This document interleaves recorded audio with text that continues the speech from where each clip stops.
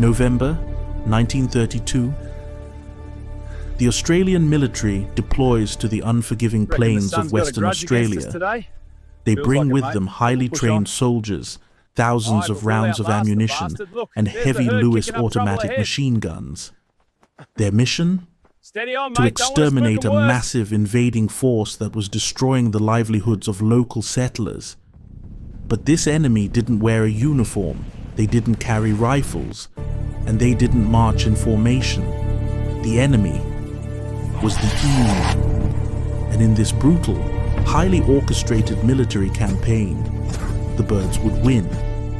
Blimey, not the To bird I understand expected how for a modern tea. military ended up fighting flightless birds, we have to go Right, back mate, to you're the no dinner, you're a aftermath of the bloomin' First comedian. World War.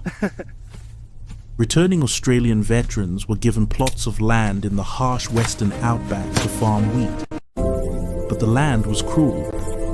The Great Depression hit, wheat prices plummeted, and the farmers were pushed to the brink of starvation. And then, the earth began to rumble.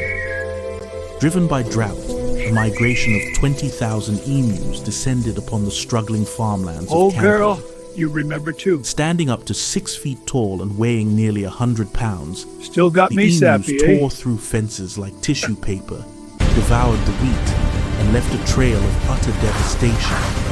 Desperate, the veteran farmers didn't call the Department of Agriculture. They called the Minister of Defense. They wanted war, and the government was happy to oblige. Command of this bizarre operation was handed to Major G.P.W. Meredith of the Royal Australian Artillery. He marched into the outback with 2 soldiers, 2 Lewis machine guns, and 10,000 rounds Gun of cocked, ammunition. ready for mag.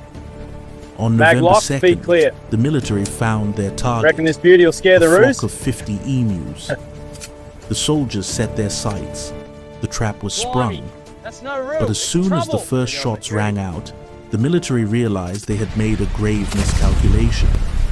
Emus can run at over 30 miles per hour, and rather than flocking together, they scattered into small groups, utilizing what Major Meredith could only describe as guerrilla tactics. The heavy machine guns couldn't track them. By the time the dust settled, the massive flock was gone. Only a handful of birds had fallen.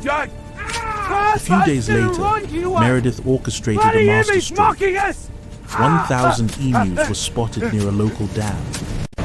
The soldiers waited until the birds were at point-blank range. They opened fire. 12 birds fell. And then, the gun jammed.